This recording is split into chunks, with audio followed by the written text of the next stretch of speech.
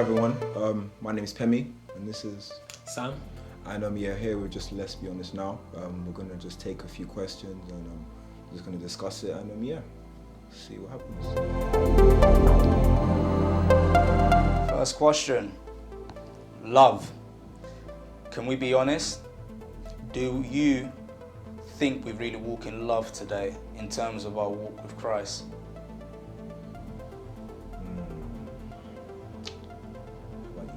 You try that one first. I think the extent of what Christ demonstrated, to lay your life down for someone else, many Christians struggle to demonstrate that such of love. To the extent that Christ showed, I think many Christians struggle. We do live in an individualistic society where it's about me, and especially in the Western culture, and that's crept into the Western church, unfortunately. We struggle to walk in love because love is about others. It's not just about ourselves. It does start with ourselves. The Bible talks about, we ought to love our neighbors as we love ourselves. And even people struggle to love themselves. If there was a mirror placed in front of many Christians today, many Christians would just struggle to even look at the mirror and say, wow, I'm beautiful. Wow. So it's tough, and it does start with us, loving ourselves, understanding who we are in Christ Jesus, that we are made in his image, and he loves us so much that he did die for us. I think once we can grasp that, then we can walk, then we can be able to demonstrate love to those who need love. I'm talking to myself as well. What about you, brother? I'd more or less say the same thing. I think you hit on the nail.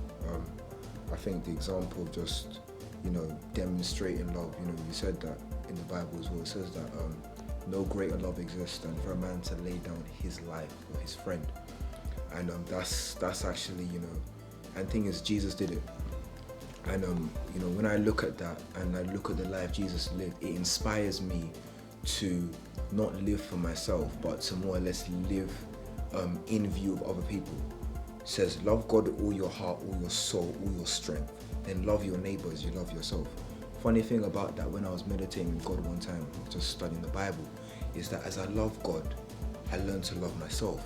And as I learn to love myself, I learn to also love other people.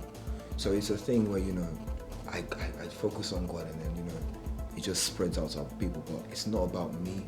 I have to just humble myself and just say, what can I do for this person next to me? How can I meet this person's need, So it's about putting, I know it's a cliche thing, but it's not, because that's how the world changes. That's how the world's gonna change. The cliche things are the things that are brushed off right now in society, and people are just running away from it. So, we have to focus on just putting other people before ourselves, I think. That's what I'd say. Second question. What's your greatest fear? Wow, my greatest fear. Okay. My greatest fear. Okay, that's a really hard one, man. Yeah, it is. I'd say that as a Christian, not just to be religious, but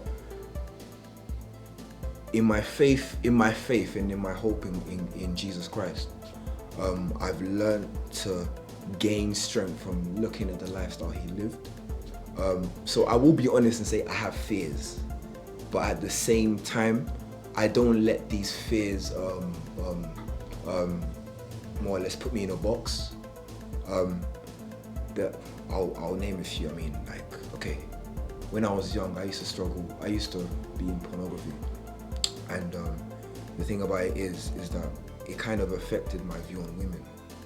And although when I started to get to know God more, and his love for me, and his love for how I think, how I should be thinking towards other people, it made me change my mind towards the way I should view women. I want to have a wife one day. I want to have a family. I wouldn't want to, look at my wife as just, in a pornographic way. I want to view her in the way that God has actually made her, fearfully and wonderfully made. Somebody who has great potential, someone who's gonna do awesome things and share a lot of love in the world. So my greatest fear would be to go back into that, but because of my faith, I know I'm not gonna go back into that. So that's what I kind of feel.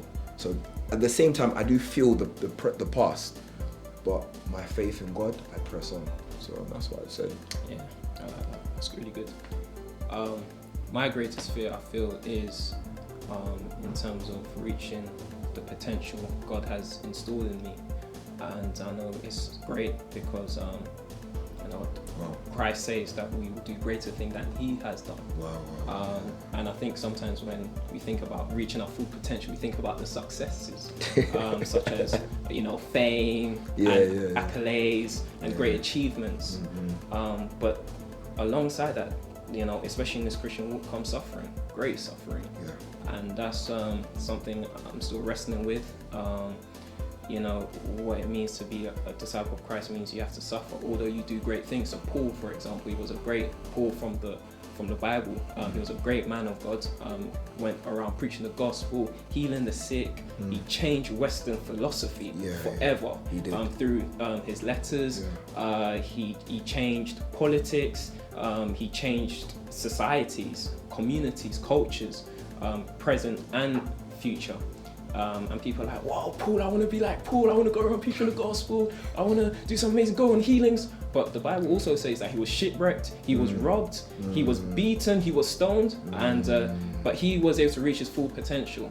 And so that's one of a fear that God's really dealing with my heart. In terms of reaching my full potential. Yeah, there will be some nice things, but there will also be times of suffering. So yeah, that's what I'll say is my greatest fear. Let's be honest now. Yeah, let's be honest, yeah.